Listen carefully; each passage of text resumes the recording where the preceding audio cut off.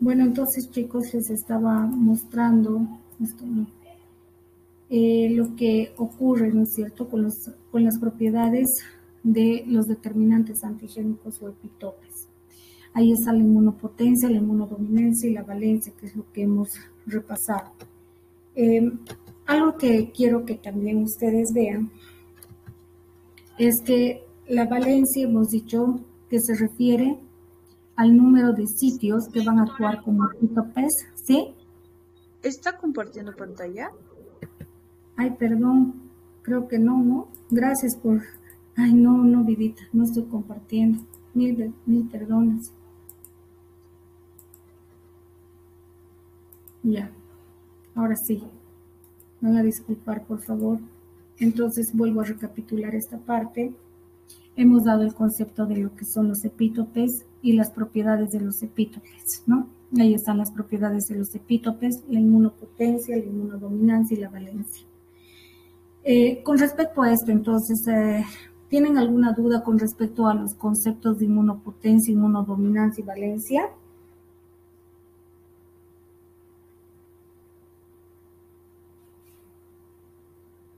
Chicos, a ver, vamos a empezar a hablar entonces acerca, les estaba diciendo algo que quiero que quede claro, ¿no?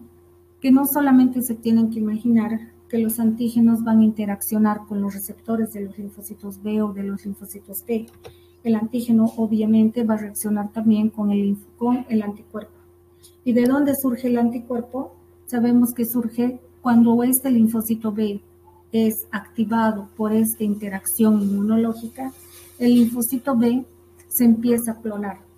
50% de estos se quedan como linfocitos B de memoria y el otro 50% como célula plasmática, y como célula plasmática es capaz de producir 2000 anticuerpos por segundo, y estos anticuerpos van a tener la misma especificidad antigénica que el receptor. Si digamos este receptor tiene la forma de un triángulo, entonces los anticuerpos que la célula plasmática va a liberar van a tener esta forma de triángulo, porque tienen que tener esta misma forma. Si el receptor adquirió la forma así de este cuadradito, entonces los anticuerpos que después este linfocito B, al convertirse en célula plasmática, va a liberar, va a tener que tener esa misma forma, ¿no? La misma forma que el receptor BCR o TCR. Ahora voy a hablar del carácter extraño. Una cosita más esto, ¿no? De lo que son las reacciones cruzadas. Miren, chicos, ustedes tienen en esta imagen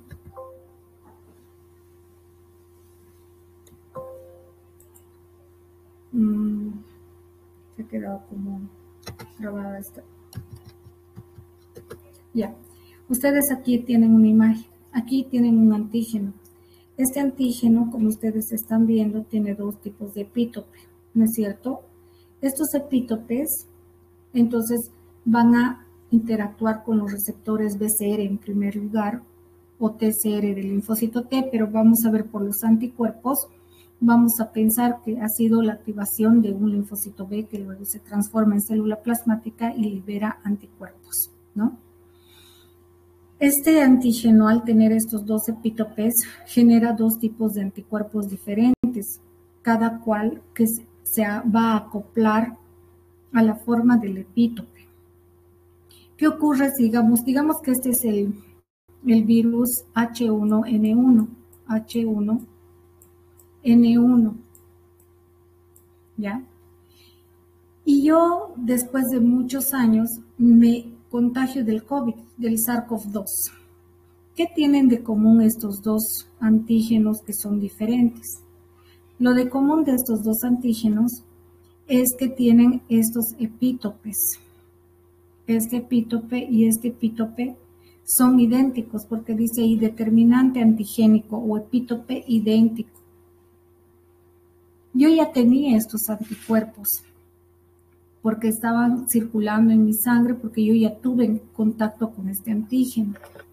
Al entrar en contacto con este nuevo antígeno, yo voy a tener inmunoprotección sin querer queriendo. ¿Por qué? Porque la forma de este epitope es idéntica a la de este otro. Entonces, yo no voy a enfermar, no voy a tener una reacción tan importante, una enfermedad tan grave. ¿Por qué? Porque en este caso ha habido una reacción cruzada. Y estos anticuerpos me van a inmunoproteger contra este antígeno, pese a que yo nunca estuve en contacto con el antígeno 2. ¿Cuál es la situación por la cual yo voy a estar inmunoprotegido? Porque este antígeno 1 tiene un determinante antigénico o epítope idéntico a la del 2. Es más, si después de unos meses yo me contagio con unos rinovirus, porque eso es lo que está pasando, mucha gente en la actualidad, en estos precisos momentos, se está contagiando de resfríos, porque los virus en esta temporada están resurgiendo. Unos que han pasado recientemente la enfermedad de COVID o que han podido tener influenza al principio, o COVID al principio, luego influenza y luego otro resfrío por rinovirus. ¿Qué va a pasar con este tercer contacto con un virus totalmente diferente a estos otros? Que va a tener un epítope similar a este original, al que desencadenó este primer anticuerpo, porque su inmunodominancia de esta parte va a permitir la interacción con este anticuerpo en específico. Entonces, aquí ha habido también reacción cruzada. Entonces, si yo se les preguntase en el examen, ¿en qué condiciones se puede dar reacciones cruzadas? ¿Qué me van a responder, chicos? Cuando el determinante es idéntico. Es cuando el determinante antigénico es idéntico a un antígeno inicial u original que provocó una respuesta a la primera, la inicial. Y cuando el determinante antigénico es similar a la de este virus, ¿no es cierto? O bueno, en este caso del ejemplo del virus.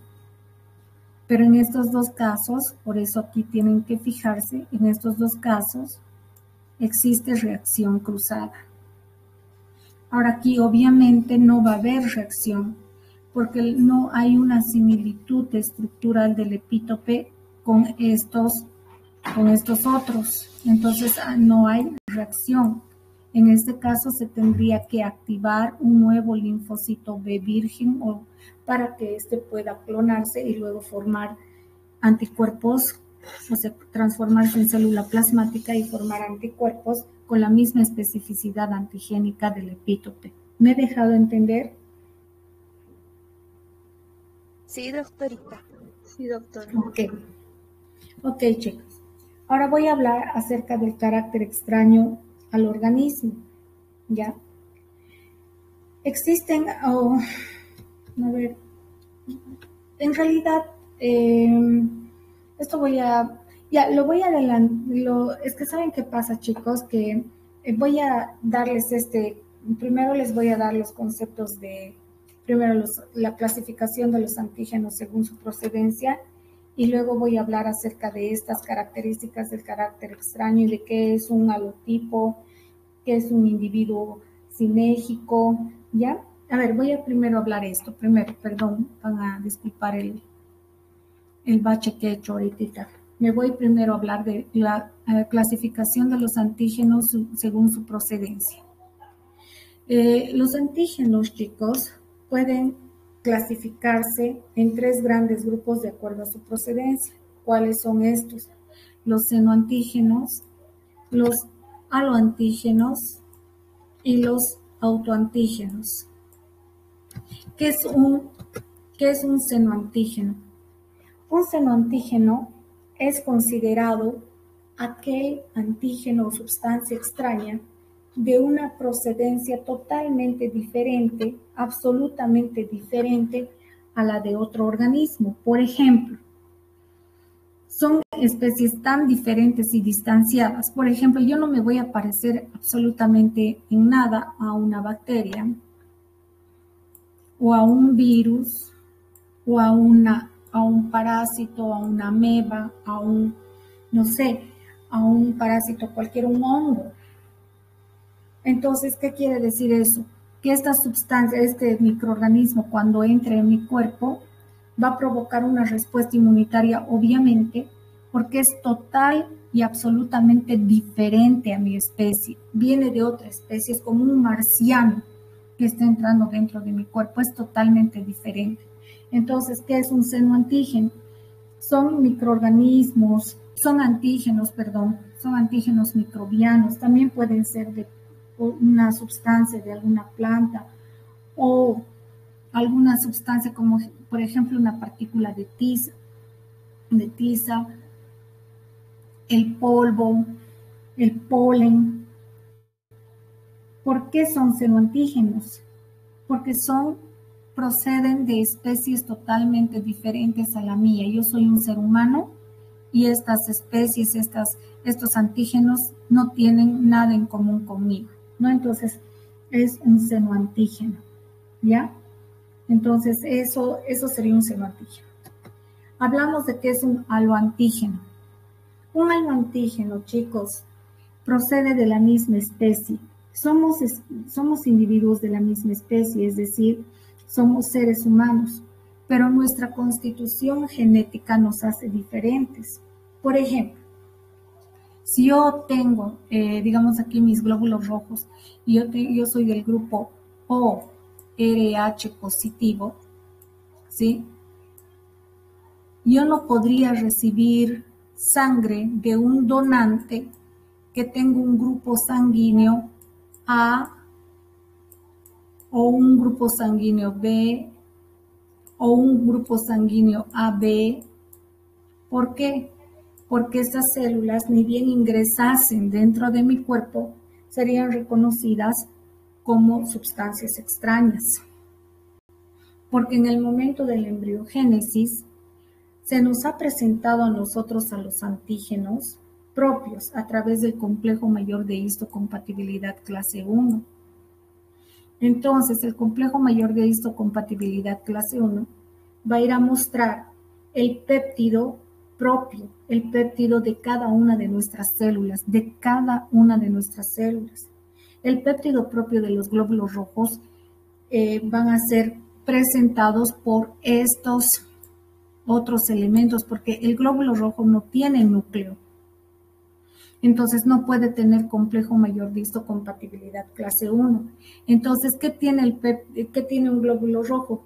Tiene otro péptido, que es el péptido O, el péptido RH, que salen a la superficie. Pero durante la embriogénesis estos péptidos fueron presentados a todo nuestro sistema inmunitario y ya los reconocen como propios y no como extraños. Miren que los haloantígenos pueden venir de los propios individuos humanos. Si yo no hago estudios de histocompatibilidad, es decir, este péptido propio tiene que, digamos, si yo quisiera recepcionar un órgano o quisiera donar un órgano, tanto a mi persona como a la persona donante, como la persona receptora, deben ser sometidos a un estudio de histocompatibilidad. Y lo que se estudia son estos péptidos, son estos. Y los péptidos tienen que ser pero tan similares, tan prácticamente idénticos, que ahí sí pueden ser donantes seguros para que no exista la posibilidad de rechazo al implante. Entonces, no sé si me estoy dejando entender. Si, digamos, este péptido no fuese muy parecido al péptido mío, digamos, yo tengo 2 riñones, pierdo uno porque estoy muy mal, me quedo con uno y sigo mal, me están haciendo hemodiálisis y todo, pero sigo mal. Entonces, yo tengo que buscar un donante. ¿Quiénes van a ser nuestros primeros donantes? Nuestros familiares, nuestros hijos, nuestros esposos, ¿no? Lo más cercano a nosotros. Pero a veces pasa que nosotros no, nuestros complejos y nuestros péptidos propios no son tan iguales. Por lo tanto, por más que sea, porque digamos, mi esposo si bien es la persona más cercana a mí, pero es genéticamente diferente a mí. Tiene otra condición genética, ha venido de otra familia, tiene otro tipo de información genética. En cambio, nuestros hijos van a tener más, digamos, probabilidad de ser donantes. ¿Por qué? Porque son como la unión de la información genética proveniente de mi persona con la información proveniente de mi esposo.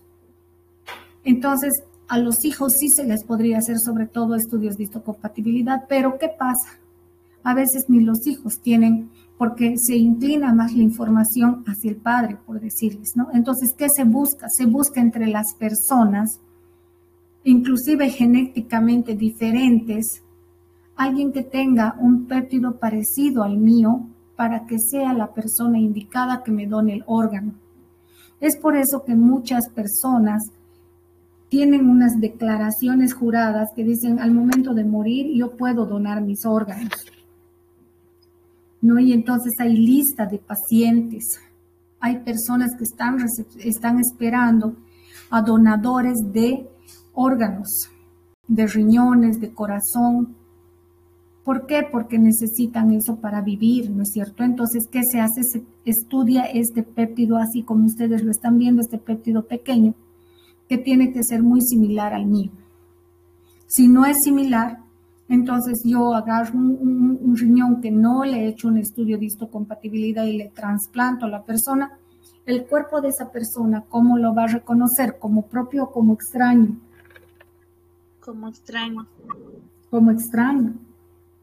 Pese que somos individuos de la misma especie, somos seres humanos, pero nuestra constitución genética es diferente, ¿no? Entonces eso tenemos que tomar en consideración al momento de hablar de los haloantígenos. ¿Qué sería entonces un haloantígeno? Es un haloantígeno, es aquel antígeno que procede de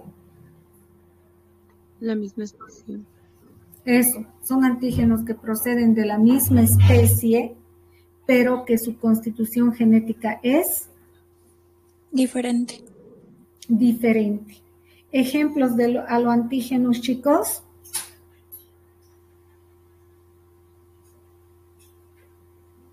Ejemplos de haloantígenos.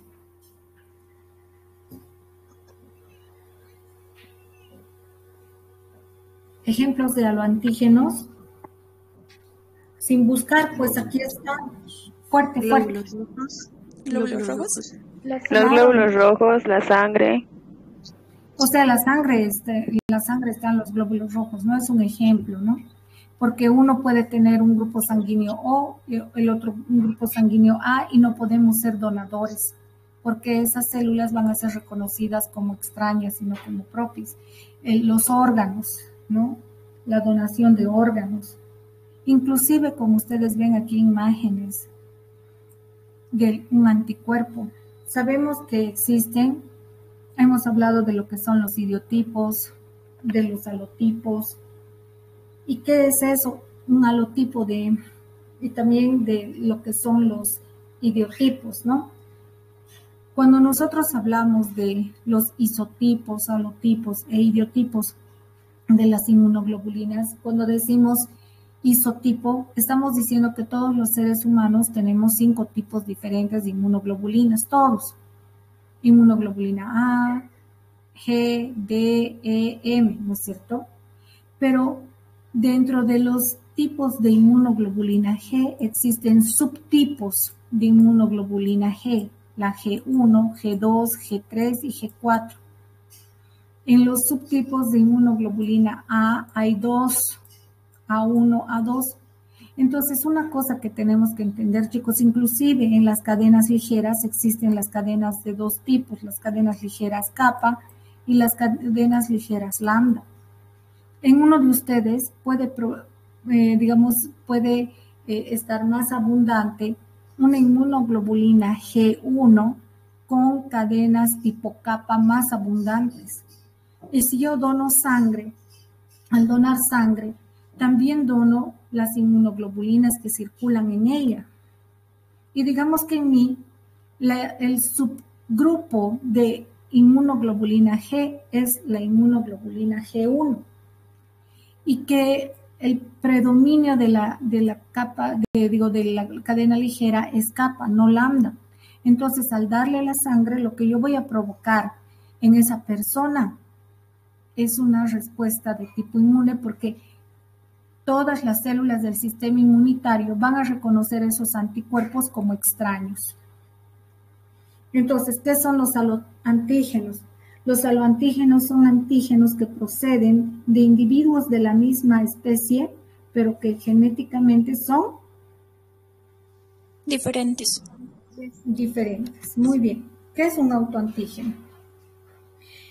Excepcionalmente, muchas sustancias propias pueden generar una respuesta inmunitaria. Específicamente en los hombres pasa el siguiente fenómeno. Sabemos que en las personas de sexo masculino, la formación de los espermatozoides se va a producir después, o sea, en el momento de su pubertad. Es más, la generación de los espermatozoides está dada por órganos que están por fuera del cuerpo y que los espermatozoides son expulsados fuera del cuerpo. Si por alguna razón inflamatoria, el conducto que elimina los espermatozoides se dañase por la inflamación y algunos espermatozoides se filtraran al cuerpo de ese ser humano, los espermatozoides van a ser reconocidos como extraños, porque durante la embriogénesis de ese individuo no se formaban espermatozoides. Los espermatozoides se forman recién cuando llega la pubertad. Entonces, los espermatozoides para ese propio individuo se consideran autoantígenos. ¿Ya? Entonces, ¿qué es un autoantígeno? Puede ser también no solamente esta célula, sino pueden ser sustancias como el humor vítreo. ¿Por qué el humor vítreo? Porque el humor vítreo va a estar encerrado, protegido por las serosas que cubren al humor vítreo. Pero si por alguna razón también inflamatoria se escapase un poco del humor vítreo fuera de lo que es su recubrimiento por estas membranas que ustedes están viendo, este humor vítreo, esta sustancia, lo que va a hacer es generar una respuesta inmune. Es del mismo individuo, pero nunca se lo presentaron a las células del sistema inmune. Entonces es un autoantígeno. Y finalmente tenemos el ejemplo también del sistema nervioso central, ¿no? Porque el sistema nervioso central igual está recubierto por capas que protegen el sistema nervioso central, como son la dura madre, la pía madre, la aracnoides. Y si por alguna extraña razón se pone en contacto estas sustancias, el líquido cefalorraquídeo o algo, va a ser reconocido porque por nuestras células como algo extraño, pese a que proviene de nuestro propio cuerpo. ¿Me he dejado entender?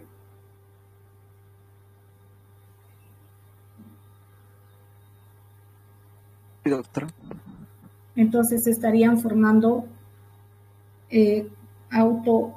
anticuerpos autoinmunitarios, o sea, se va a producir una respuesta inmune, ¿no?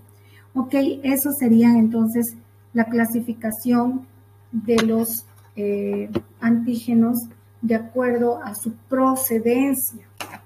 Una cosa que también quería, bueno, aquí vamos a hablar de algo que es importante, ¿no es cierto? Que ya lo había mencionado al principio inclusive en células y órganos del sistema inmunitario.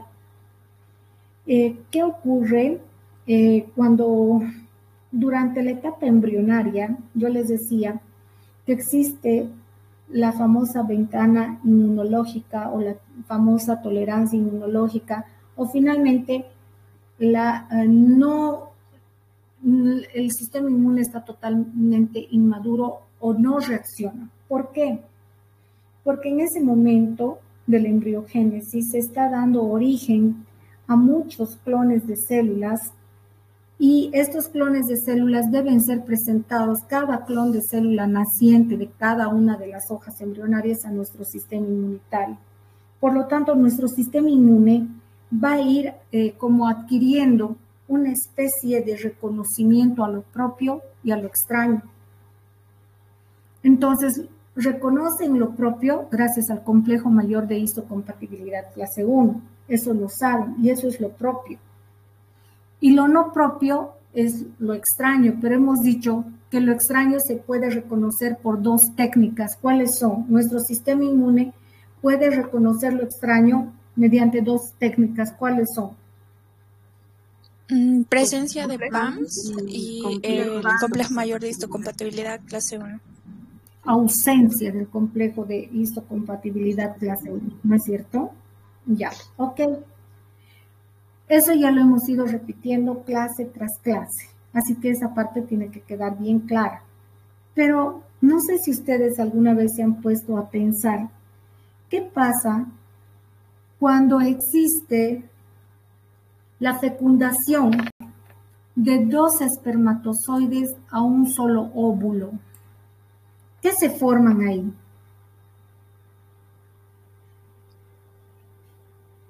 Tal vez gemelos o mellizos. Exacto, gemelos univitelinos. ¿Qué quiere decir univitelinos? Que comparten que comparten una misma placenta y todo. ¿Por qué?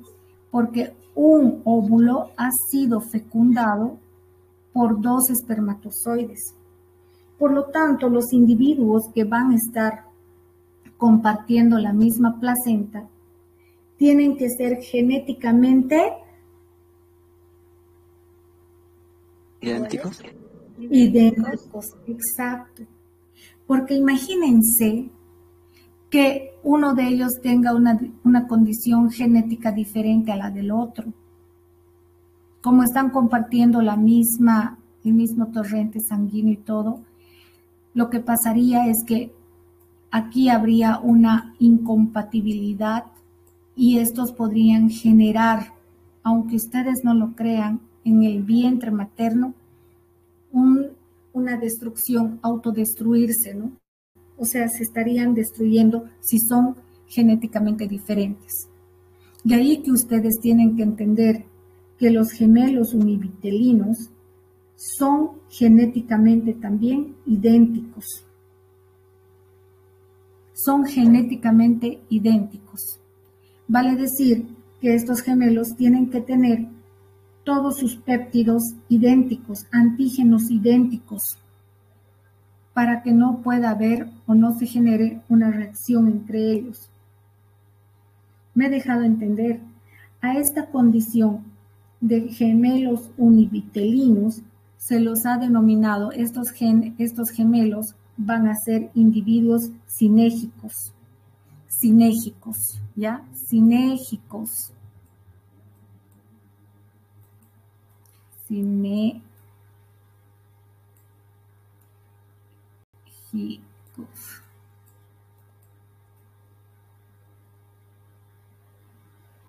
Sinérgicos. Estos sí tienen que tener, es más, alguna vez, no sé si ustedes han visto, que los gemelos univitelinos pueden nacer fusionados a través de sus vientres, el tórax, su espalda, porque son tan idénticos genéticamente que pueden tener esa condición, es compatible a su vida. A veces están inclusive fusionados por sus cerebros, por sus cabezas, ¿no es cierto? Ahora, ¿qué ocurre con el otro ejemplo? Hay un óvulo fertilizado por un espermatozoide y otro óvulo fecundado por otro espermatozoide. Vale decir, ¿qué pasa ahí? A ver, chicos, son individuos de la misma especie, ¿no es cierto? Son seres humanos provenientes de una misma madre, de un mismo padre, pero estos pueden ser genéticamente diferentes. Esta puede ser una mujercita y un varoncito. Esos son individuos halogénicos. ¿Por qué? ¿Por qué son halogénicos? Son de la misma especie, pero pueden ser genéticamente diferentes, siendo hermanitos. ¿Me he dejado entender, chicos? Sí, doctora. Sí, doctora. Y pueden tener entonces sustancias constitutivas no idénticas. Esa es la condición que quería explicarles. Ok, chicos, muy bien. Entonces ya sabemos qué son los individuos genéticos y sinérgicos y cuáles son los individuos halogénicos. Nosotros somos halogénicos, ¿no es cierto? Somos, claro, porque un espermatozoide ha fecundado a un óvulo y ya una mamá puede tener un niño en cada gestación, pero hay mamás y a veces pueden tener hasta cuatrillizos. No hace mucho, el año pasado, principios de este año, han nacido en el hospital Viedma justamente cuatrillizos, ¿no? Imagínense, ¿no? Entonces ahí habían 2 niñitos, una niñita, entonces ustedes sí están entendiendo que esos son halogénicos. Los univitelinos son sinérgicos. Ok, pasemos a la otra condición. Lo digo a la otra situación que vamos a explicar, que son los antígenos de células y tejidos, ¿ya? Para entender esta parte yo les he hecho un menú. Aquí vamos a empezar a desglosar lo que entendemos por antígenos heterogenéticos, antígenos específicos de especie, antígenos específicos de órgano o tejido, proteínas plasmáticas, antígenos eritrocitarios y el antígeno del complejo mayor de histocompatibilidad, que en el ser humano se llama HLA o antígeno leucocitario humano. Empecemos a hablar del primer capítulo, que son los antígenos heterogenéricos o heterogenéticos. Heterogenéticos debería ser, heterogenéticos, no sé por qué se ha cambiado, porque género no, genes, viene de genes, no de géneros. Heterogenéticos, no genéricos, genéticos, heterogenéticos. Entonces aquí vamos a poner heterogenéticos. Por favor, son heterogenéticos, porque viene de genes. ¿Qué quiere decir los antígenos heterogenéticos? Estos antígenos heterogenéticos son sustancias antigénicas presentes en organismos no relacionados entre sí. ¿Qué quiere decir esto? Y el primero en estudiar fue justamente Forssmann.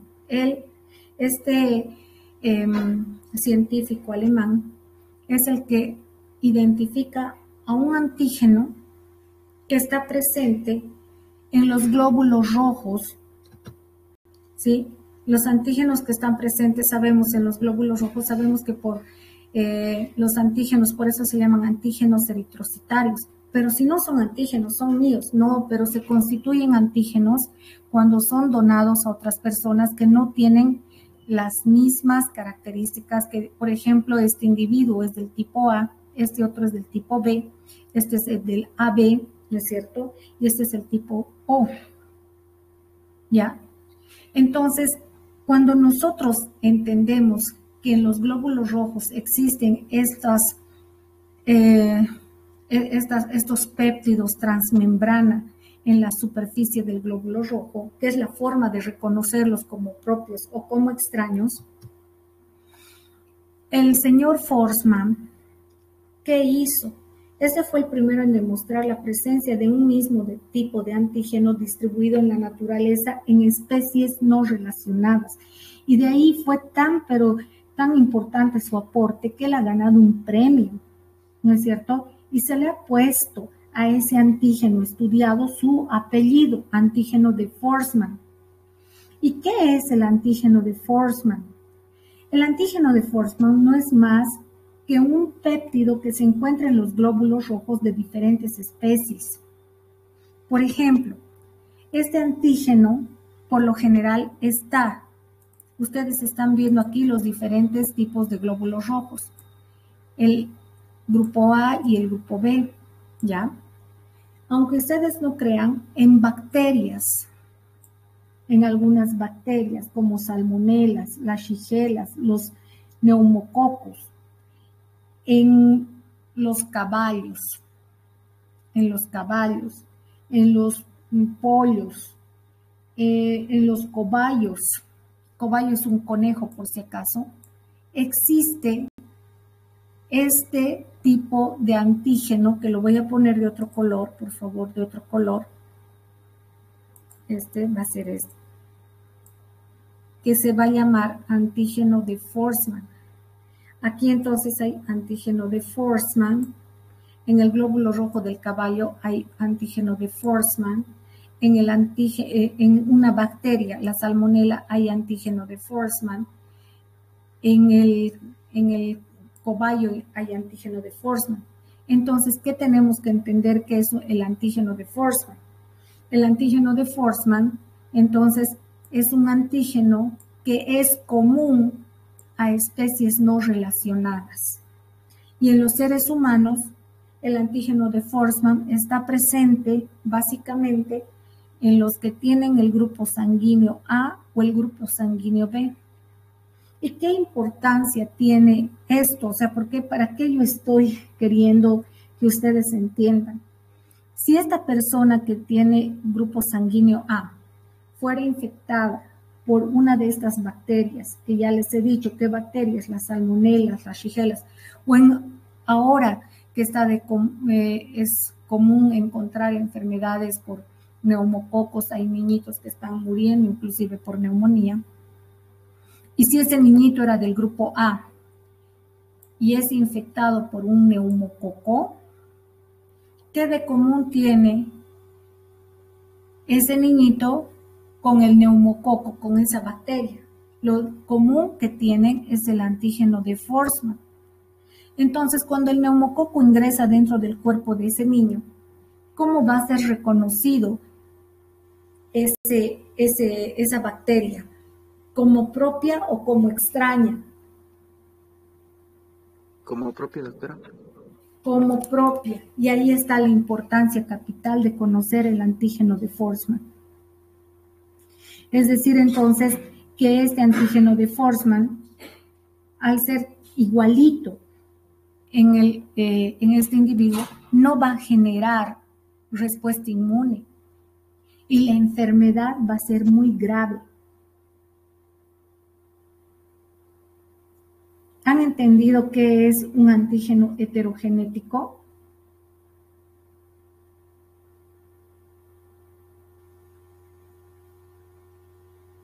¿Qué es un antígeno? ¿Qué había sido un antígeno heterogenético?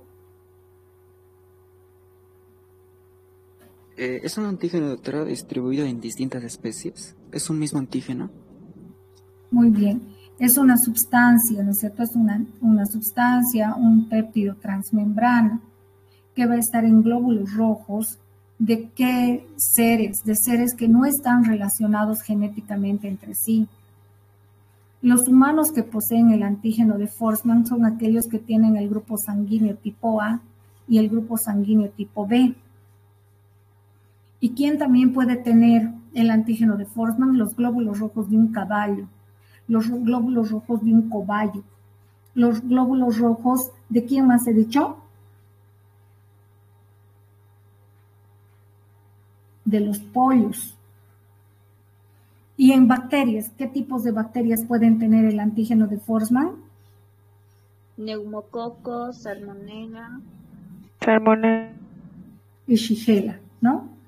Y cuando uno se contamina, se contagia con este tipo de bacterias, se infecta, no va a obtener una respuesta inmune adecuada porque nuestro sistema inmune lo va a reconocer como propio y no como extraño.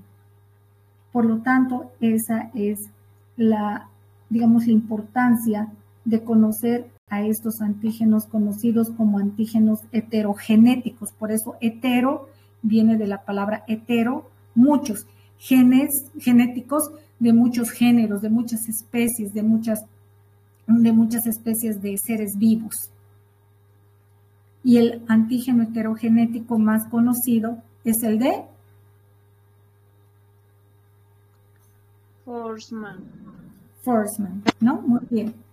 Ahora vamos a hablar de los antígenos específicos de especie. ¿A qué se refieren los antígenos específicos de especie? Una cosa que tienen que entender. Los antígenos específicos de especie se refieren a los antígenos que nos hacen a nosotros, por decirles, humanos. Una de las proteínas que determina la especie y la diferencia de otra especie son estos antígenos que permiten reconocer a la especie como tal y diferenciarlas de otras especies. Ustedes dirán, pero no sé a qué quiere decir eso. Nosotros tenemos aquí el complejo mayor de histocompatibilidad clase 1, ¿no es cierto? Este complejo mayor de histocompatibilidad clase 1 es un péptido transmembrana, miren, sale de nuestra célula. ¿Y qué va a hacer el complejo mayor de histocompatibilidad clase 1, chicos? Va a exponer el péptido propio. Este complejo mayor de histocompatibilidad clase 1, conocido también como complejo de antígeno leucocitario humano, está codificado en el brazo corto. Miren, aquí está un cromosoma, el cromosoma número 6. Los cromosomas tienen dos brazos, uno largo y uno corto. El antígeno leucocitario humano o complejo mayor de histocompatibilidad clase 1 está codificado en el brazo corto del cromosoma número 6. Ahí está codificado. Todas nuestras células poseedoras, todas nuestras células tienen núcleo, excepto los glóbulos rojos y las plaquetas, pero los glóbulos rojos tienen otros péptidos transmembrana que acabamos de mencionar. Ahora, nuestro complejo mayor de histocompatibilidad clase 1 que saca el péptido propio es propio del ser humano, por eso se lo ha denominado antígeno leucocitario humano.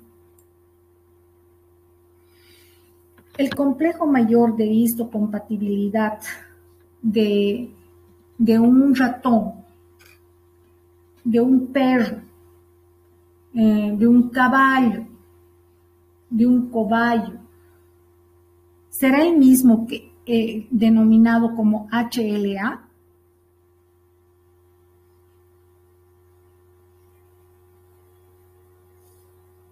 Chicos,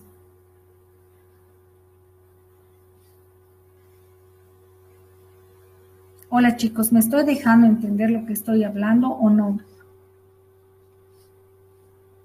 ¿Puedes repetir la pregunta, doctorita? A ver, el complejo mayor de histocompatibilidad, ¿por qué es importante? Empezaremos por eso. Quiero que me digan, por favor, ¿por qué es importante el complejo mayor de histocompatibilidad? Porque puede detectar el antígeno. ¿Por qué qué? Porque sin el signo de compatibilidad no se puede dar a conocer si es compatible o no con el órgano que se ha donado o cualquier. Permite reconocer lo propio de lo extraño. Exacto. Las tres respuestas son correctas, de las dos señoritas y del compañero. Las tres respuestas son correctas. Nosotros tenemos que tener un complejo mayor de histocompatibilidad propio del ser humano. Esto es un antígeno propio de especie, porque se dice antígeno porque el complejo mayor de histocompatibilidad saca el péptido propio de cada una de nuestras células. Pero no se olviden, los complejos mayores de histocompatibilidad también están presentes en los mamíferos. Si yo me imagino un mamífero, puedo imaginarme a un perrito, un gato, me puedo imaginar un caballo, me puedo imaginar hasta un ratón y todos los que son mamíferos. ¿A qué me voy? Si yo agarro y estoy mal de mis riñones, en vez de sacrificar a mi esposo que me done el riñón o a un pariente o finalmente a otro ser humano, yo digo, ¿para qué a un ser humano? Mejor que me done o que me pongan el riñoncito de ese chanchito que está siendo sacrificado, en vez de que lo botemos ese riñón, que me sirva a mí. No se puede hacer eso. porque cada ser vivo, cada mamífero tiene su propio complejo mayor de histocompatibilidad. Los humanos tienen su complejo mayor de histocompatibilidad que se llama antígeno leucocitario humano. El complejo mayor de histocompatibilidad, por ejemplo, en los ratones se denomina H2. Así se llama su complejo mayor de histocompatibilidad. Ahorita vamos a ver cómo se llamaría el complejo mayor de histocompatibilidad. Complejo mayor, ¿cómo se llama? Mejor pondremos así. ¿Cómo se llama el complejo mayor de histocompatibilidad del caballo?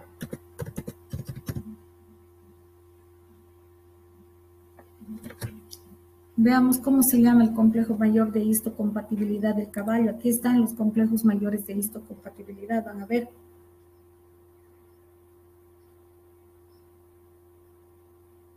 Ahí está, miren, del ratón se llama H2. Del cerdito se había llamado SLA.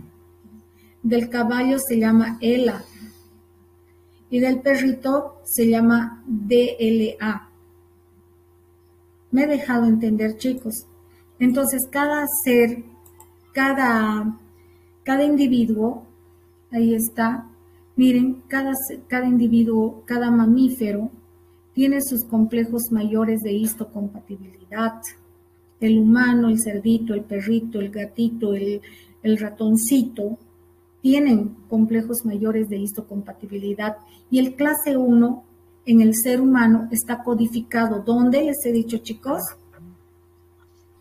En el brazo corto del brazo cromosoma corto 6. del cromosoma, exactamente en el número 6. En el número 6, muy bien. ¿Y qué se llama en el humano el complejo mayor de histocompatibilidad?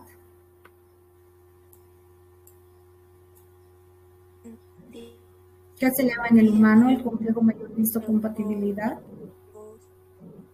Fuerte.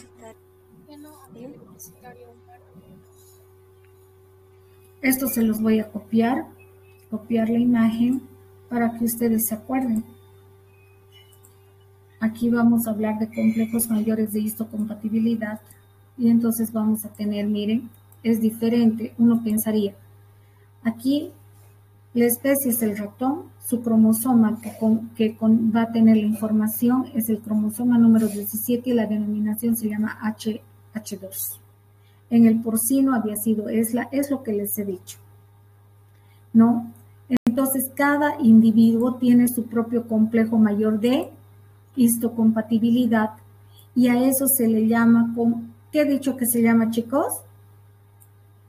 HLA. No, el HLA es de nosotros.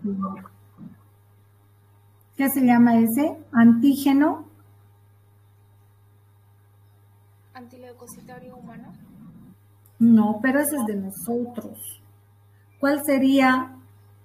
A ver, lo voy a bajar esto para que ustedes tengan antígenos, ¿ya?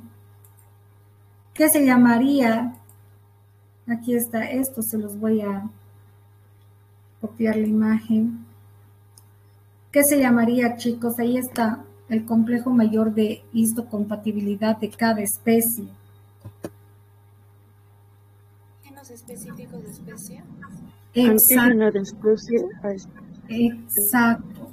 Ese es un antígeno específico de especie, chicos. Y eso es lo que nos hace la especie, eso es lo que nos caracteriza. Es por eso que nosotros no podemos recibir ningún órgano de otra especie que no sea la nuestra. Entonces, fíjense, cada especie, su complejo mayor de histocompatibilidad tiene otro nombre y además, como ustedes están viendo, está codificado en otros números de cromosomas. ¿Me estoy dejando entender? Por eso, si un ratoncito, ustedes tienen una mascotita, un perrito, aman a su perrito, y su perrito necesita un trasplante de órgano, se tiene que hacer un estudio de histocompatibilidad y en el perrito, ¿qué se llama su complejo mayor de histocompatibilidad? DELA. DLA, muy bien. ¿Y en el humano qué se llama? H2A. H1. Que ahora vayamos de atrás hacia adelante. ¿A qué es? Leucocitario humano. Exacto. Antígeno. Antígeno leucocitario del dog, del perrito. En el ratón H2, ¿no es cierto? Entonces ahí ustedes van viendo antígeno leucocitario y así van cambiando de acuerdo a la especie. Entonces estos antígenos, ¿qué habían sido, chicos? Antígenos específicos de Especie. Muy bien, antígeno específico de especie. Hablemos de los antígenos específicos, de órgano o tejido. Cada órgano que tenemos, cada célula que tenemos, tiene su propio antígeno, es decir, su propio péptido que hace que esa célula sea un miocito, que esa célula sea un hepatocito, que esa célula sea un macrófago, porque cada órgano o tejido tiene que tener, es por eso que tampoco podemos hacer autoinjertos. No podemos, a no ser que sea la piel de un lugar a otro lugar, y a veces la piel no siempre es lampiña. Por ejemplo, si yo tengo, lamentablemente en un accidente, me fracturo la base de la órbita y se me cae todo el ojo, me van a tener que hacer una placa, puede ser de titanio, pero el cirujano plástico dice, no, le reconstruiremos y le sacaremos un pedazo del cartílago de su oreja y le pondremos ahí abajo. Ah, ya, están llevando una parte de mi cuerpo a otra parte de mi cuerpo. Pero tiene que haber algo de compatibilidad porque cada órgano o tejido tiene su propio antígeno. Yo no puedo hacer, si mi hígado está mal, le pondré un pedazo de mi corazón al hígado para parcharlo, está mal. No, porque cada célula y cada tejido, ¿qué tiene, chicos? Tiene proteínas, esos son proteínas, son péptidos del determinado órgano o tejido y son totalmente diferentes a las del mismo individuo, o sea, de una célula a otra, por eso es diferente, ¿no ve? ¿Me he dejado entender?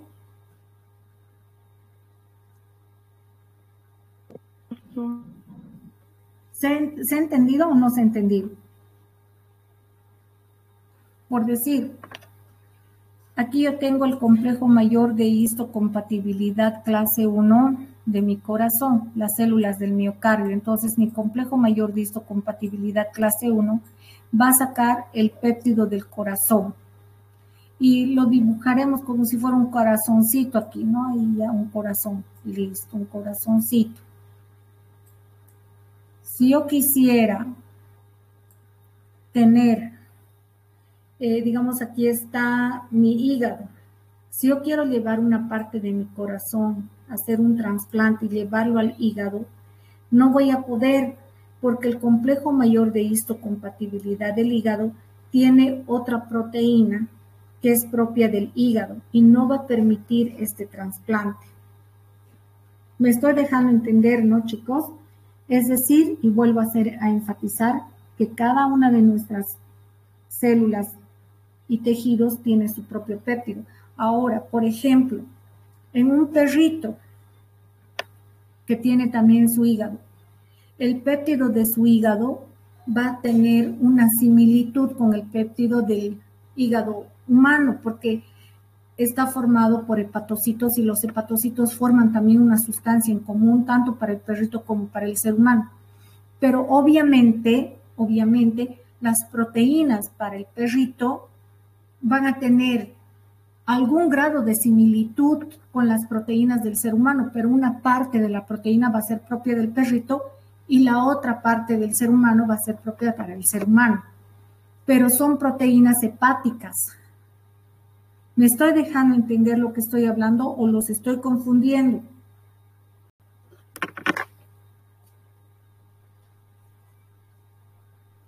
Hola, ¿me podrían responder? ¿Se entiende o no se entiende? ¿Se puede volver a repetir, por favor? Ya, les vamos a mostrar esto, ¿ya? Aquí voy a poner lo que estamos viendo ahorita, que son los antígenos específicos. Antígenos específicos de órganos y tejidos. Ahora vamos a ver. Ahí está. Miren, ¿qué les estoy queriendo demostrar con esto? Aquí van a ver. Ahí estamos viendo. ¿Qué creen que son estos fragmentitos que están viendo de diferentes colores? Este. ¿Qué será? Fuerte. Los Chicos, antígenos. son los antígenos, pero ¿qué antígenos? ¿Pero qué antígenos? Los antígenos de un virus, de una bacteria. ¿De los órganos? Claro, eso, a eso, muy bien, esa es la respuesta correcta. A ver, vamos a tratar de copiar entonces esta imagen para que se les quede acá. Aquí. Entonces,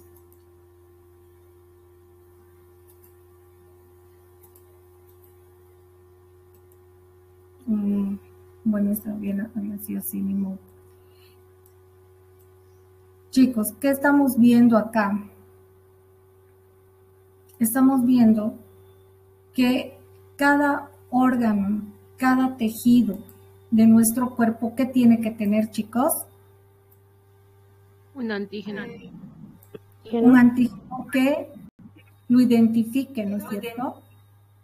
Me estoy dejando entender, ¿no? Un antígeno que lo identifique. ¿Me estoy dejando entender o no? Sí, doctorita. Ya. Entonces, estos antígenos que ustedes están viendo, son diferentes, pueden ser por decir, este es el antígeno que viene del hepatocito, de la neurona y esto, ¿no es cierto? Entonces, cada tejido tiene su propio péptido característico.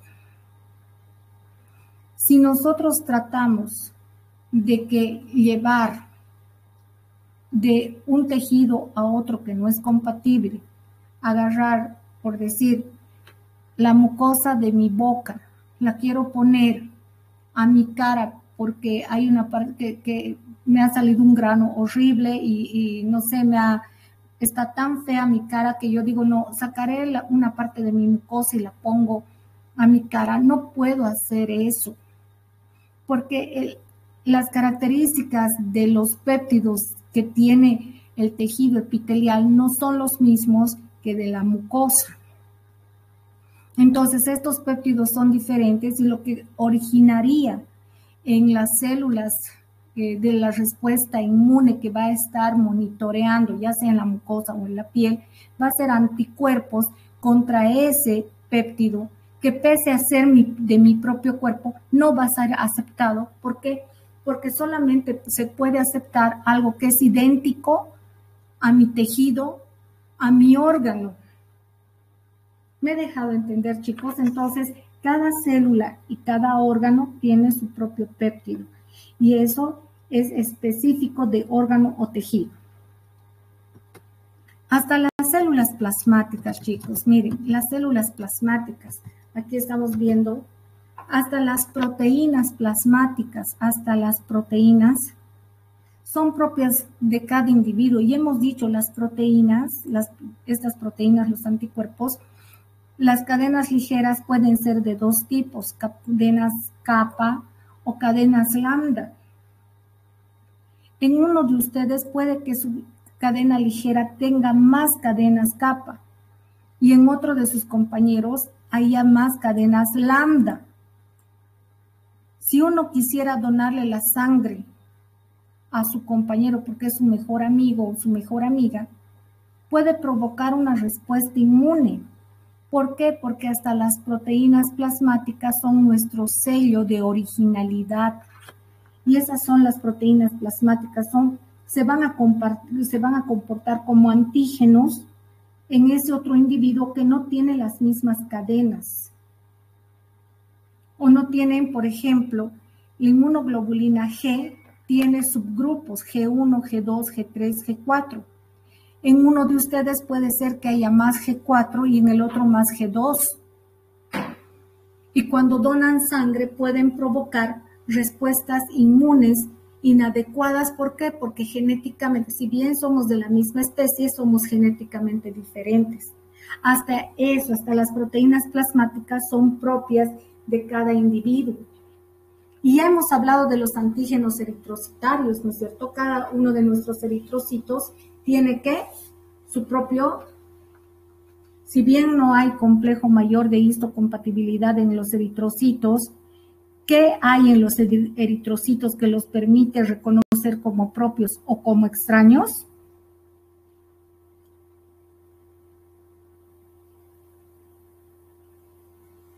¿Qué hay en los eritrocitos que los podemos reconocer como propio y como extraño? ¿Péptidos? Sí, son unos péptidos que se llaman ¿qué? Antígenos eritrocitarios y que pertenecen al sistema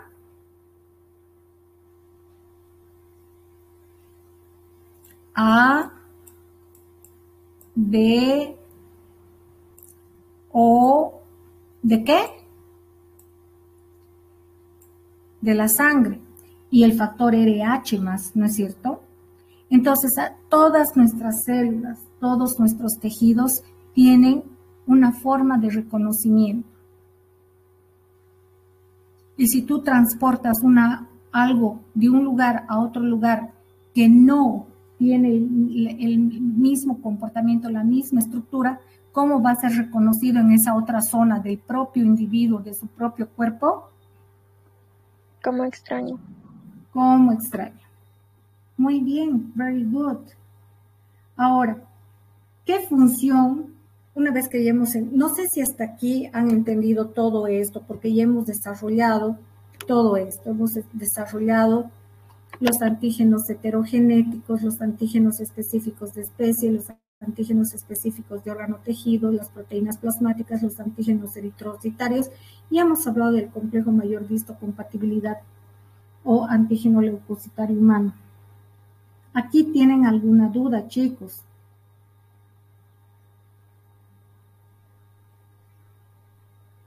Hola, chicos, ¿se está entendiendo hasta aquí? Sí, doctorita. Ok, si yo les pediría en el examen, ¿cuál es la importancia biológica del sistema del complejo mayor de histocompatibilidad en el que conocemos, en el ser humano? ¿Qué me podrían responder? La sangre. El antígeno leucocitario humano es importante, la sangre. ¿Esa es tu respuesta? Glóbulos rojos. Glóbulos rojos. Péptidos ¿Alguien propios. más? Eso, ¿quién me ha dicho péptido propio? Yo, doctora. Pero no sé quién eres tú. ¿Quién eres tú? A ver, vuelve a hablar. Portillo, doctora. Ya, te vas a llevar dos puntitos por ti. ¿Por qué me has dicho el péptido propio?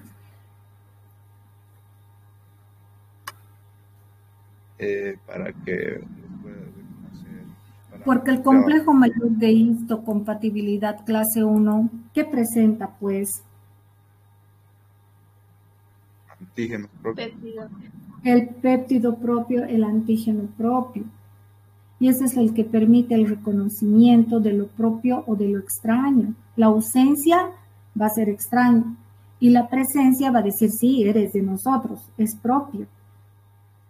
¿Por qué me han ido a los glóbulos rojos? A ver, ¿por qué? No he entendido. El complejo mayor de histocompatibilidad, clase 1 o antígeno leucocitario humano, hemos dicho que está presente en todas las células que poseen núcleo, en el cromosoma número 6, en el brazo corto del cromosoma número 6. Y hemos dicho que un eritrocito no tiene núcleo. El eritrocito y las plaquetas no tienen complejo mayor de histocompatibilidad. ¿Por qué me han respondido eso? Bien, chicos, con eso estoy viendo que no me han entendido bien. Para reconocer a los glóbulos rojos como propios o como extraños, los glóbulos rojos tienen su propio sistema de reconocimiento y es el sistema ABO de la sangre. Inclusive les he traído esta imagencita.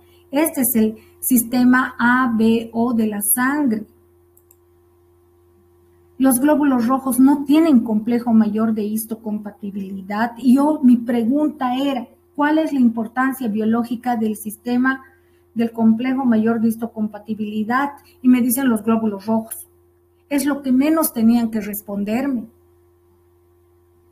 Es lo que menos tenían que responderme, porque los glóbulos rojos no tienen núcleo. Si no tienen núcleo, no tienen cromosomas. Si no tienen cromosomas, no tienen el cromosoma número 6 y por lo tanto no tienen complejo mayor de histocompatibilidad. Entonces, ¿cómo un sistema inmunitario, como un macrófago y todo, reconoce a los glóbulos rojos como propios? Porque los glóbulos rojos tienen su propio sistema.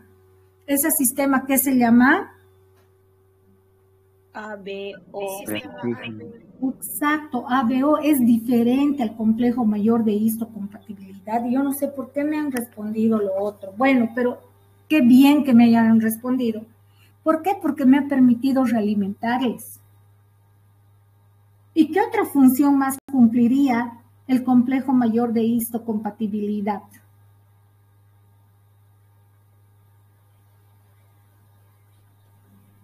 La activación, doctora, de los NK.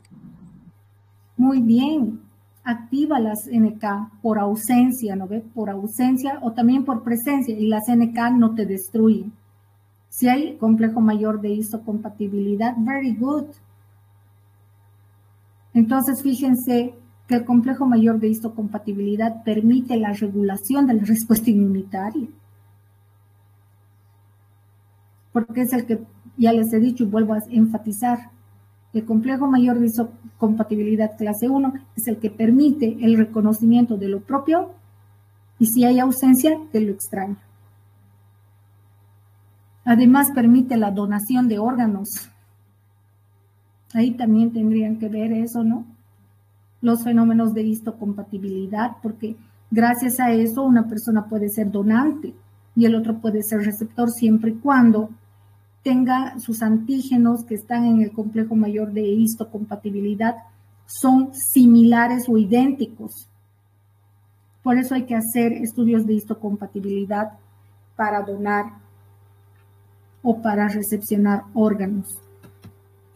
Muy bien, chicos. He hablado todo esto, pero ahora me toca hablar de lo que corresponde a los antígenos bacterianos. La bacteria en sí es un antígeno porque es una célula extraña, totalmente extraña, no tiene complejo mayor de histocompatibilidad y tiene PAMPs. Tiene patrones moleculares asociados a patógenos, ¿no es cierto? Y aparte, una bacteria puede inclusive liberar enzimas y toxinas que pueden comportarse también como antígenos siempre y cuando estas enzimas y toxinas tengan alto peso molecular. Entonces, los antígenos bacterianos se van a clasificar también, ¿ya? Y vamos a tener, ¿qué antígenos puede tener una bacteria? El heterogenético. ¿Qué era el antígeno heterogenético? Una bacteria puede tener antígenos heterogenéticos. ¿Qué bacterias pueden tener el antígeno heterogenético y cómo se llamaba el antígeno heterogenético? Se llamaba el antígeno Forsman y estaba en bacterias como neumococcus, salmonella y shigella. Muy bien, mi amor. Ya, tú llévate también tus 2 puntitos porque has respondido y estás atenta a la explicación. Very good, te vas a llevar 2 puntitos, pero no te vas a poner todavía los puntitos, ¿ya? Los vas a, hoy día en tu chat, en el chat particular, a mí me vas a mandar para que después quede como constancia que te has ganado, igual tu otro compañero. Pero no lo pongan todavía a su chat general, o digo a su chat de grupo, porque tienen que sumar hasta el viernes sus puntos.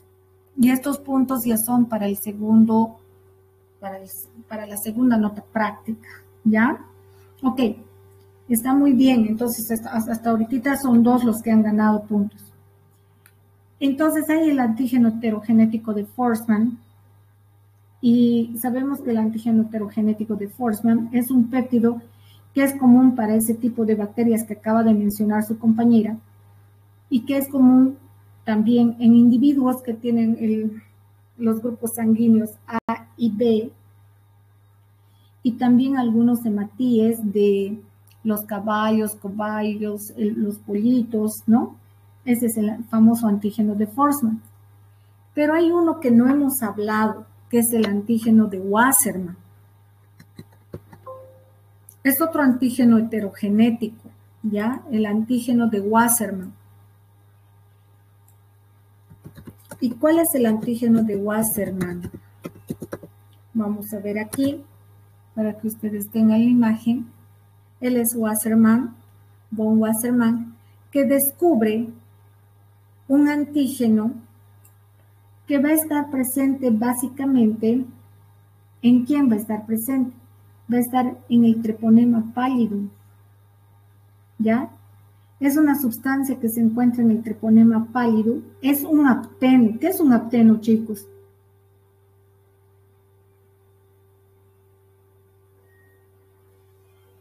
¿Qué es un apteno?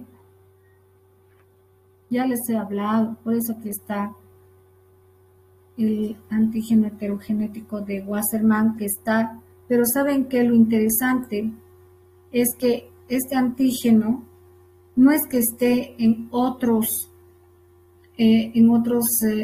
especies. El antígeno de Wassermann está presente, pero en otro tipo de bacterias, no en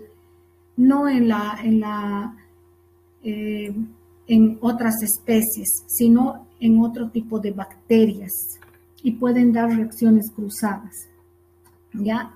Entonces, ¿qué había sido el antígeno de Wassermann, chicos? Es un antígeno heterogenético, pero que se encuentra Treponema pallidum. en el Treponema pallidum y en otras bacterias, como por ejemplo en la Rickettsia, ¿no? También en Proteus. Y pueden dar, ¿qué cosa, chicos? Pueden dar respuestas cruzadas, pero aquí no me estoy dando lo que hubiera querido, ¿no? Antígenos de Wassermann. Tal vez con esta imagen, pero no, son los epítopes de diferente índole, ¿no? Y ahí están los epítopes que pueden generar respuestas policlonales y todo aquello, ¿no? Entonces esto no corresponde a esta imagen.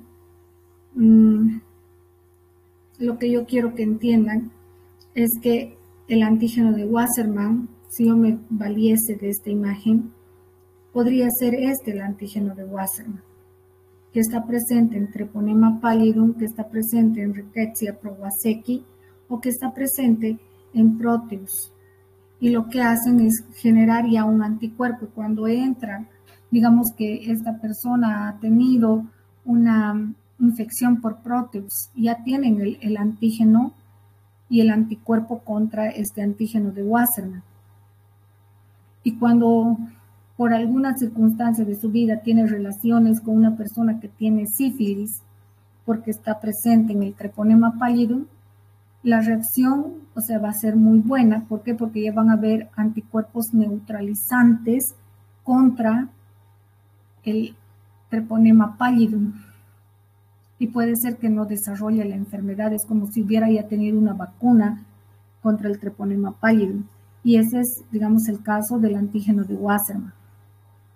Ahora, existen algunos antígenos que son propios de grupo.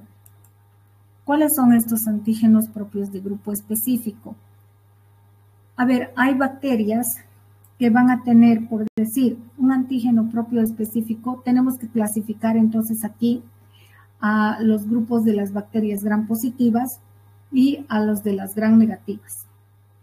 ¿Qué de común podría tener un antígeno específico de grupo en una gram positiva? En las gram positivas vamos a ver que existen cápsulas. Las cápsulas son antígenos que se presentan más en bacterias, no diré más, se presentan en bacterias gram positivas, pero también en gram negativas, pero no es un buen ejemplo. ¿Cuál sería, a ver, un antígeno propio de gram positivas? A ver, ¿quién me podría ayudar? Algo que sería propio. Los ácidos teicoicos y lipoteicoicos. Pero los ácidos teicoicos y lipoteicoicos lamentablemente no son de gran peso molecular, por lo tanto no van a generar respuesta inmunitaria. Tendría que ser tal vez el peptidoglicán. El peptidoglicán, sin embargo, el peptidoglicán también está presente en las gram negativas, pero ¿quién tiene más peptidoglicán? Las gram positivas. Entonces puede ser un antígeno más específico de grupo, en este caso vendría a ser el peptidoglicán en las bacterias gram positivas. Ahora, las cápsulas, por ejemplo, el Streptococcus pneumoniae, conocido como neumococo, también tiene cápsula, ¿no? Entonces, la cápsula es un potente antígeno propio. Entonces, podremos a las gram positivas que tienen cápsula, ¿no? Pero las gram negativas también tienen cápsula. Eso sí, no nos olvidemos, las gram negativas. A ver, ¿cuál de las dos bacterias tendrá más presencia de flagelos? ¿Las gram positivas o las gram negativas? ¿Gram negativas, doctora? Gram negativas. Las gram negativas, las escherichas, son a mí me gusta andar de pelo suelto. Las escherichas colis parecen así con sus super cabelleras, pero en realidad son flagelos, ¿no? Las gram negativas realmente son las mejores expositoras y las mejores, las bacterias que podríamos citar como mejor ejemplo de bacterias poseedoras de flagelo. Y el flagelo tiene un antígeno por sí solo, que es el antígeno H flagelar, que es altamente inmunogénico. La cápsula también es altamente inmunogénica. ¿Qué otro antígeno propio de superficie tendrá una gram negativa? El lipopolisacárido. Muy bien, very good. El lipopolisacárido tiene el antígeno O somático, ¿no ve? Por el polisacárido es el antígeno O y el lípido A es el que le da todo el poder tóxico y es la famosa endotoxina bacteriana. Muy bien, chicos. ¿Y qué tendrá una gram para poner en balanza? ¿Qué liberará una gram positiva? Las grandes liberadoras de exofermentos y exotoxinas son las gram positivas. No se imaginan la gran cantidad de exotoxinas y enzimas que liberan los estreptococos y los estafilococos. Es impresionante, ¿no? Entonces, como ustedes verán, eso es importante que lo sepan porque son antígenos en bacterias gram positivas y en bacterias gram negativas. ¿Hasta aquí tienen alguna duda, chicos?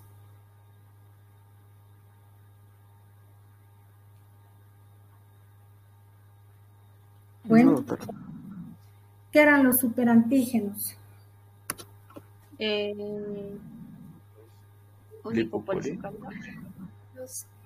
No, ¿qué eran los un superantígeno es el lipopolisacárido, pero aquí yo les he preguntado qué concepto de superantígeno, entonces mejor especificaré.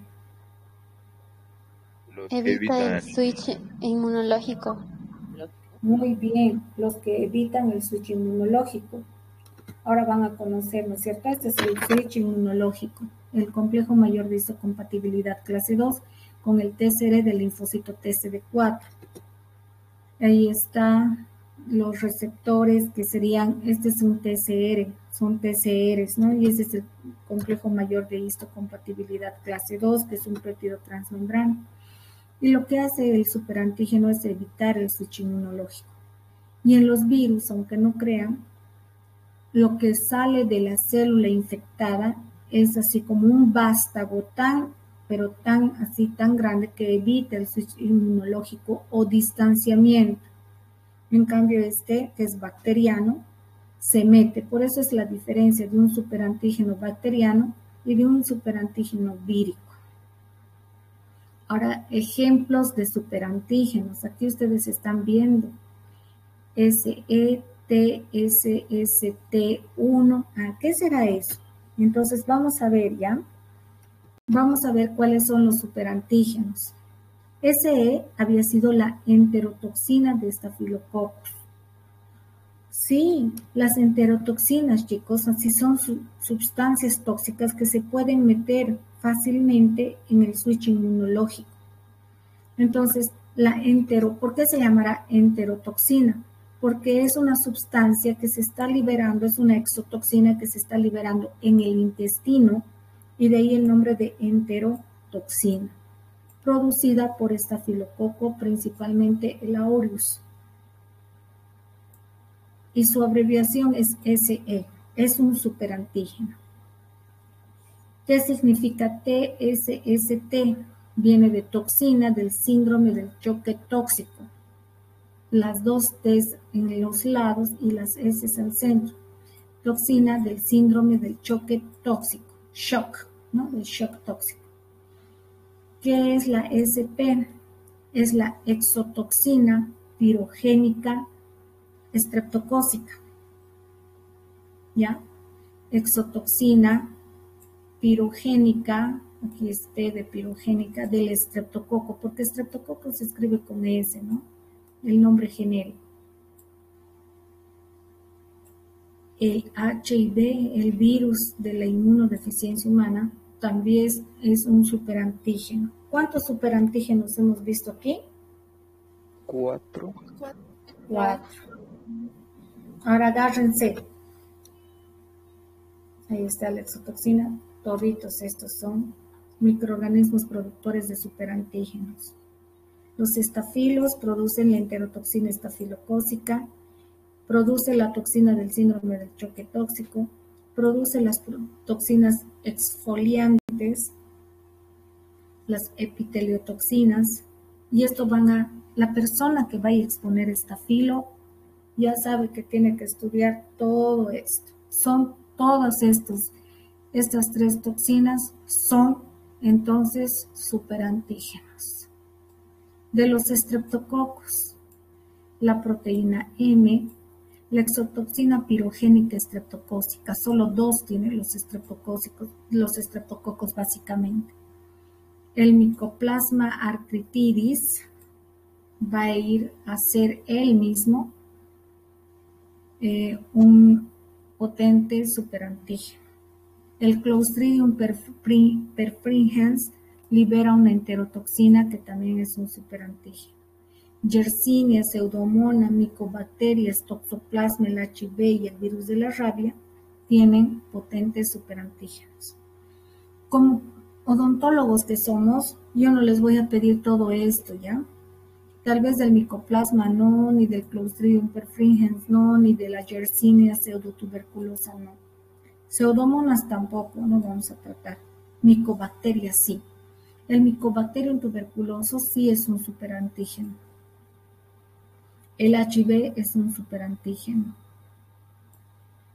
El virus de la rabia, y lo que les estoy pidiendo que aprendan es sobre todo de estafilococos y estreptococos. Eso sí tienen que saber. ¿Por qué? Porque pueden causar algún problemita, una infección bucal agravada o una sobreinfección.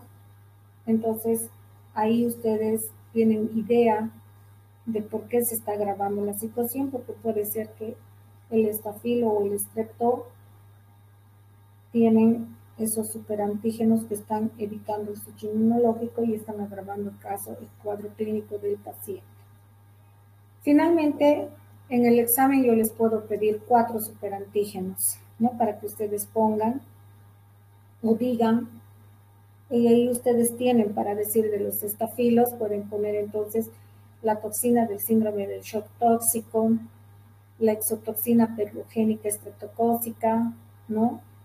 Después el HIV, y ahí está el Mycobacterium, ya tienen, ahí ya no es tanta memoria, sino acordarse de los microorganismos que también pueden actuar como superantígenos por sí, ¿no?